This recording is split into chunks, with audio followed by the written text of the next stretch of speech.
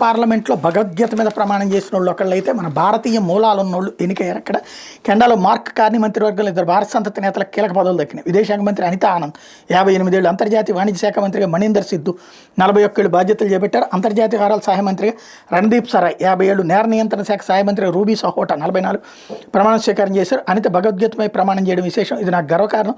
కెనడియన్లకు సురక్షితమైన న్యాయమైన ప్రపంచాన్ని అందించడానికి ప్రధాని మార్క్ కార్నీ బృందంతో కలిసి పనిచేయనున్నానని ఎక్స్లో పేర్కొన్నారు. అనిత కెనడా లిబరల్ పార్టీలో సీనియర్ సభ్యురాలు. గతంలో ప్రజాసేవలు, ఇన్నోవేషన్, సైన్స్ పరిశ్రమల రక్షణ మంత్రిగా పలు పదవులు నిర్వహించారు. మంత్రివర్గంలో స్థానం దక్కడం తనకు జీవితకాలపు గౌరవం అని సిద్ధు పేర్కొన్నారు.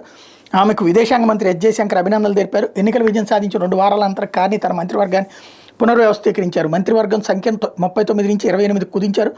వాళ్లలో సగం మహిళలే కావడం విశేషం. కెనడా యుఎస్ సంబంధాల ఉద్రిక్తతల మధ్య కెనడియన్లు కోరుకునే అవసరమైన మార్పులకు అందించడానికి మంత్రివర్గాన్ని ఎన్నుకున్నట్టు కార్నీ తెలిపారన్నటువంటి వార్తని హైలైట్ చేశారు.